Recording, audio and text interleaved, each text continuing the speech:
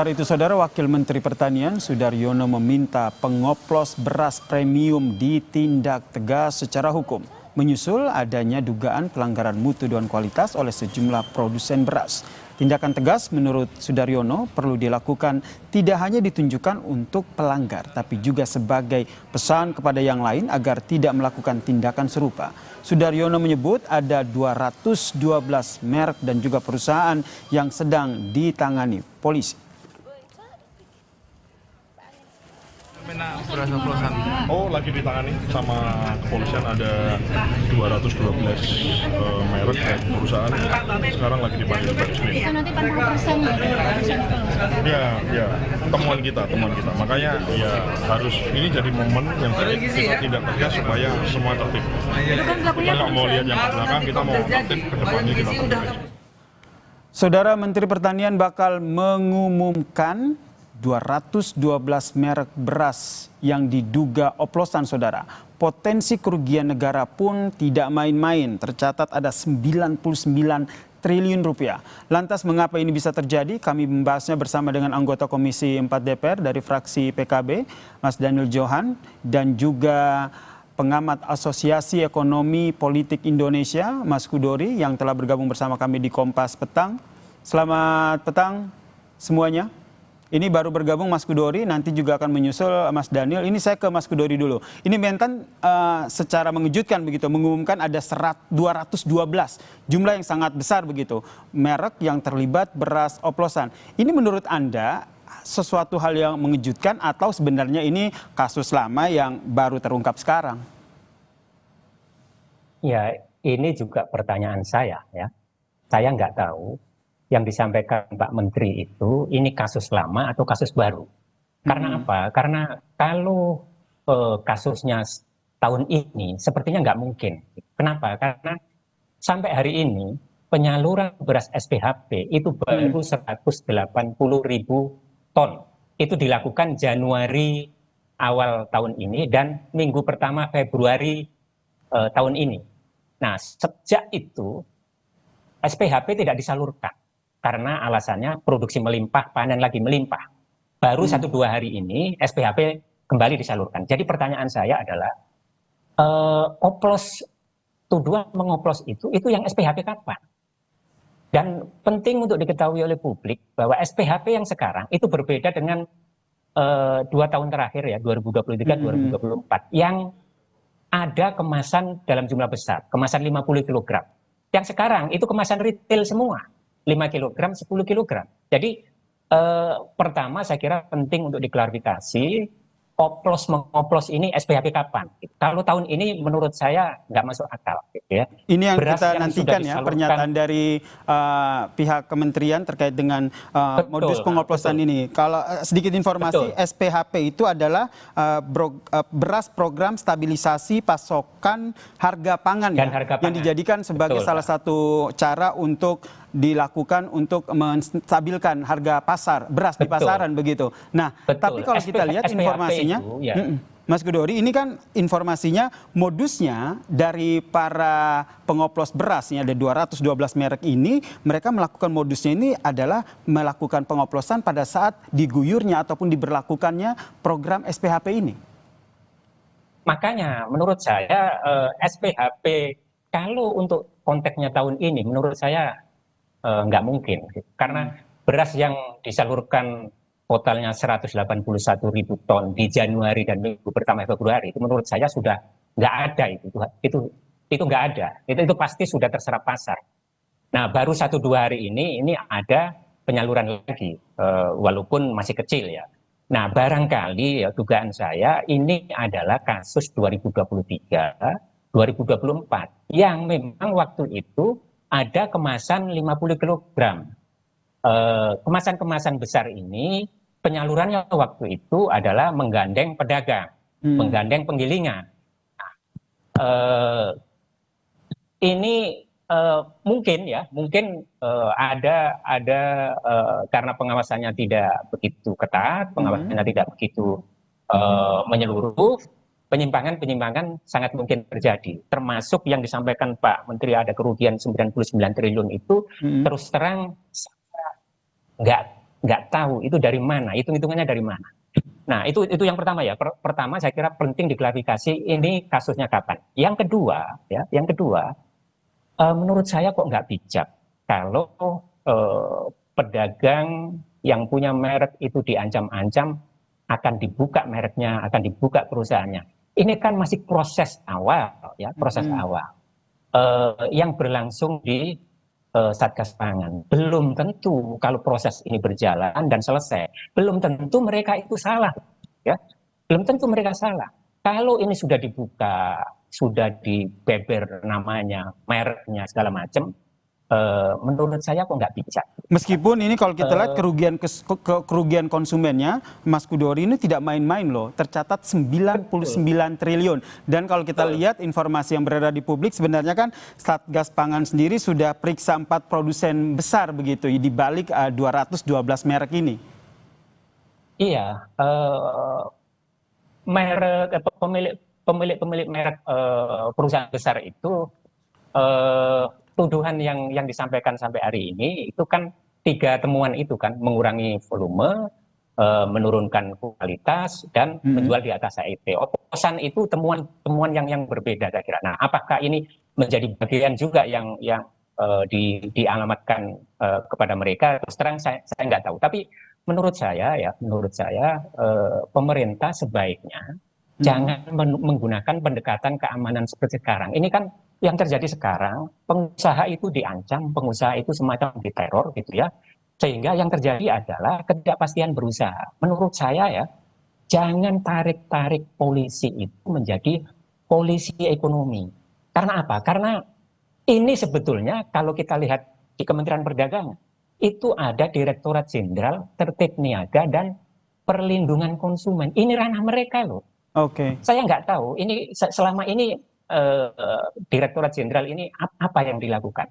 Jadi Anda mendorong Mentan tidak hanya bekerja sendiri dalam mengungkap ini, harus berkoordinasi dengan kementerian lain termasuk Kementerian Perdagangan.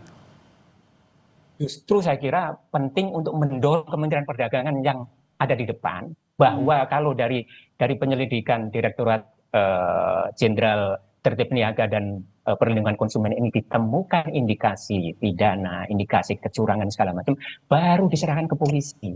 Itu saya kira pendekatan yang jauh lebih bijak gitu. Nah, sekarang ini kan belum apa-apa sudah Satgas Pangan, belum apa-apa sudah kejaksaan gitu. Padahal ini kan masih proses awal, belum tentu loh mereka itu salah gitu. Dalam proses nanti penyelidikan, pemeriksaan dan seterusnya itu kan ada klarifikasi, ada proses pembuktian ulang dan seterusnya kan gitu. Yang bisa jadi hasilnya tidak seperti yang sudah muncul di publik sekarang gitu. Yang Baik, sekarang Mas ini kan Kudori. seolah-olah para produsen ini kan udah divonis bersalah gitu. Itu menurut saya nggak bijak. Mas Kudori, kita juga sudah bergabung bersama kami, Ya, Mas Daniel Johan, anggota Komisi 4, fraksi PKB. Mas Daniel. Yo, selamat sore. Sorry Mas, lagi di mobil nih. Baik, ini yang ingin saya konfirmasi pertama nih, dari Komisi 4 sendiri sudah dapat informasi belum nih bocoran nama 212 merek beras oplosan yang kata Mentan sih nanti akan diungkap ke publik? Ya, baru disampaikan secara informal, tetapi kita tunggulah bahwa secara formal pemerintah akan mengumumkan. Tetapi saya sepakat ya tadi yang sudah disampaikan oleh Pak Kudori bahwa seluruh tindakan kecurangan itu memang harus ditindak dengan tegas, tetapi tentu dengan bukti yang valid sesuai dengan peraturan yang ada, ya. Sehingga jangan sampai justru ini menimbulkan kepanikan dari konsumen maupun tidak adanya kepercayaan konsumen terhadap produk-produk yang ada beredar di pasar, termasuk tidak ada kepercayaan terhadap para produsen, ya. Tetapi kita minta pemerintah melakukan evaluasi secara menyeluruh, karena kita sempat Komisi 4 sempat ramai sebenarnya dari seminggu lebih yang lalu kita sampaikan bahwa kita pertanyakan ya mengenai apa yang sudah disampaikan oleh pemerintah mengenai beras oplos ini, bahwa ini baru diketahui atau memang sudah dari dulu, sehingga kan ada kelemahan pengawasan ya. Nah, sehingga jaminan terhadap hak konsumen itu benar-benar harus ditegakkan. Kita harus mengevaluasi seluruh tata kelola dari distribusi pangan, apalagi pangan kebutuhan pokok itu menjadi hal yang sangat fundamental bagi masyarakat ya. Mas Daniel, Jadi, evaluasinya seperti apa? Karena ini nggak main-main loh, ini kerugian konsumen ini besar sekali, 99 triliun. Dan kalau berbicara beras ini kan menjadi bahan pokok rakyat Indonesia. ya, pertama adalah tentu secara undang-undang dan peraturan kita sudah cukup lengkap ya. Tinggal pelaksanaan dan pengawasan dari undang-undang dan peraturan tersebut harus dilakukan benar-benar dikawal dengan baik oleh pemerintah. Yang kedua adalah kita harus mulai mendorong adanya ketelusuran dari pangan ya. Nah, sehingga tata kelola ketelusuran itu juga menjadi penting yang saat ini belum dimiliki oleh pemerintah. Nah, yang ketiga tentu kita minta Menteri, karena ini sudah beredar di konsumen, artinya ini menjadi tugas pokok dari Menteri Perdagangan sebenarnya ya. Menteri Perdagangan punya mekanisme bersama Satgas Pangan tentu ya. Kita ingin memastikan bahwa seluruh produk pangan itu kualitas dan ukurannya itu memang terjamin sehingga hak konsumen itu tidak dirugikan. Hak konsumen tidak dirugikan. Menurut dari Mas Daniel sendiri ini sepengawasan yang dilakukan oleh Komisi 4 DPR dari 212 merek beras yang diduga oplosan ini, apakah ada juga permainan-permainan dari mafia beras? Ya, tentu ini bagian dari tindakan mafia beras yang menyiasati peraturan dan yang pelanggaran terhadap peraturan dan undang-undang ya. Tetapi kan mafia beras itu puluhan tahun selalu kita sebut dan selalu momentumnya keluar. Artinya kan kenapa harus berulang, sehingga harus selama pengawasan melekatnya itu ada, seharusnya persoalan mafia yang sudah dari puluhan tahun disampaikan itu nggak selalu berulang setiap tahun. Nah, ini kan juga menjadi kelemahan evaluasi bagi aparat dan kementerian terkait seharusnya. Mas Daniel juga sudah dapat informasi kah? Ini kan kalau kita lihat, saya lanjutkan dulu. Kalau kita lihat ini kan Satgas Pangan sendiri sudah periksa 4 produsen terkait dengan kasus dari beras oplosan ini. Sudah dapat informasi itu, Mas Daniel, terkait dengan 4 perusahaan besar ini? Ya sudah, bahkan sudah beredar di media kan itu. Sudah dapat informasi itu ya, Mas Daniel ya? Ya. Singkat saja ke Mas Kudori, apa yang menurut Anda harus dilakukan oleh Kementerian Pertanian, bahkan juga berkoordinasi dengan Kementerian Perdagangan, agar masyarakat tidak khawatir begitu? Karena beras oplosan ini kerugian negara, kerugian konsumen, gak main-main, 99 triliun.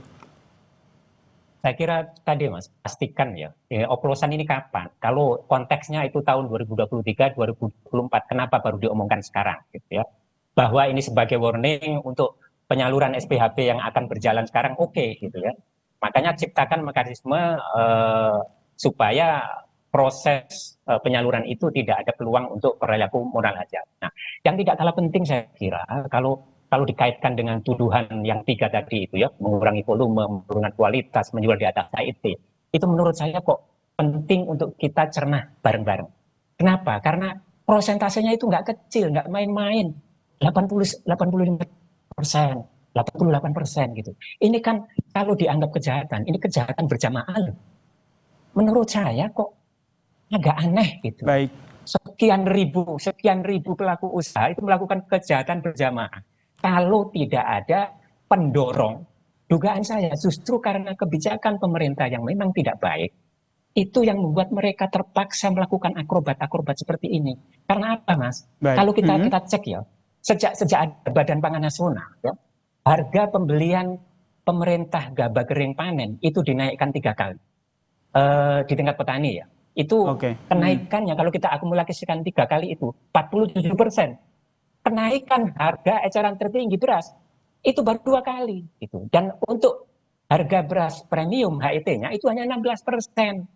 Untuk beras medium 30%. Jadi menurut saya ini ada ketidakseimbangan insentif di antara para pelaku usaha yang membuat ini terjadi. Jadi makanya saya kembali, penting buat pemerintah untuk introspeksi diri. Baik, kita Bahwa nantikan ya sesuatu bagaimana yang akhirnya pemerintah proses melakukan akrobatik ini terjadi. investigasi ini ya. Mas Gudori, ini yang kita patut tunggu, apakah Mentan juga jadi mengungkap 212 merek beras yang diduga oplosan karena kerugiannya nih terhadap konsumen 99 triliun. Terima kasih Mas Gudori, pengamat Asosiasi Ekonomi Politik Indonesia, dan juga tadi bergabung bersama kami anggota Komisi 4 DPR fraksi PKB Mas Daniel Johan. Salam sehat semuanya.